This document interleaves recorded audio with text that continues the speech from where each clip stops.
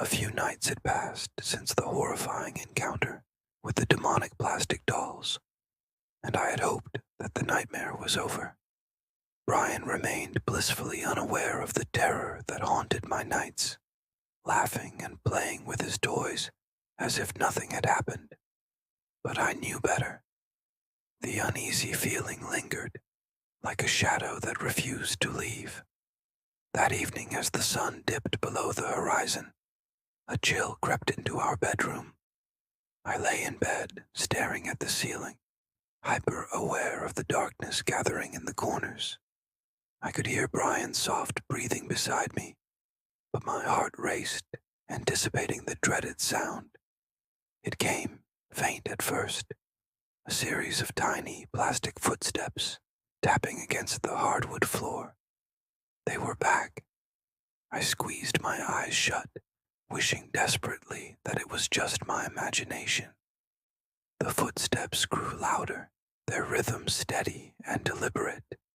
I could hear faint whispers, like the scratching of nails against plastic, sending shivers down my spine. I dared not look over the edge of the bed.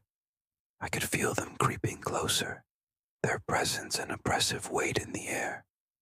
In an act of sheer terror and folly, I decided to play dead, hoping that if they thought I was lifeless, they would leave me alone. I rolled off the side of the bed, landing silently on the floor. My heart pounded in my chest, and I held my breath, straining to hear their movements. The whispers intensified, swirling around me like a dark fog, their breath a chilling sound that sent ice through my veins.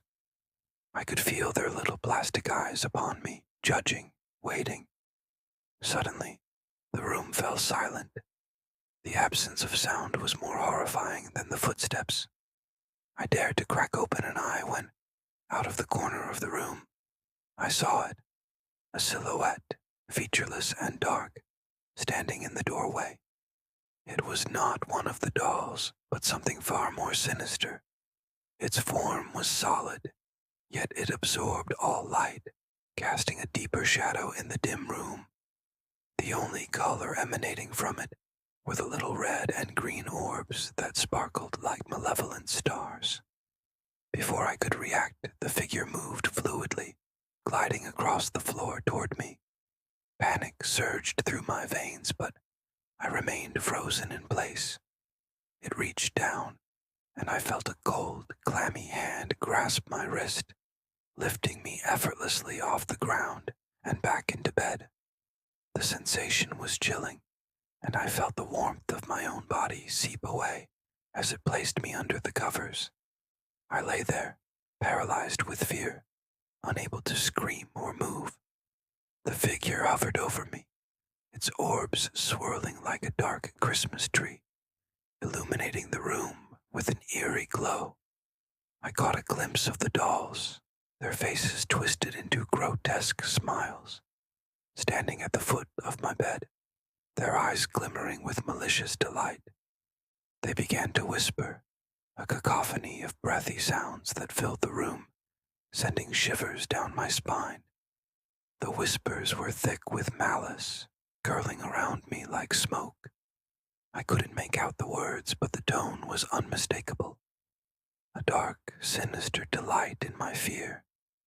Their breathing was ragged and heavy, a chilling reminder of their presence. I could almost feel their plastic bodies vibrating with excitement as they closed in around me, their eyes glinting in the dim light. With every exhale, I felt a cold wave wash over me, suffocating and thick. As the figure stepped back, the dolls began to dance, their movements jerky and unnatural, a grotesque ballet of horror. The whispers grew louder, swirling around me like a storm, and I felt my heart race with pure terror. I could hear Brian stirring in his sleep, blissfully unaware of the horror unfolding around him. Desperate to protect him, I summoned every ounce of courage I had left. But instead of speaking out, I screamed, a sound that shattered the silence, clawing its way through the darkness. The dolls froze, their whispers cutting off abruptly, and the room fell into an oppressive stillness. The figure loomed closer, its orbs flickering ominously. "You should have stayed quiet," it whispered, the voice like ice slicing through the air. "Now you've sealed your fate." A moment of tense silence hung in the air, before the dolls erupted into eerie laughter, a sound that twisted my gut with fear. Their breathing turned into a sinister rhythm, a dark chorus that filled the room with dread. They shivered with delight, their whispers merging into a single, ominous sound that echoed around me. "We'll return for you," they breathed, their voices mingling into an unsettling melody.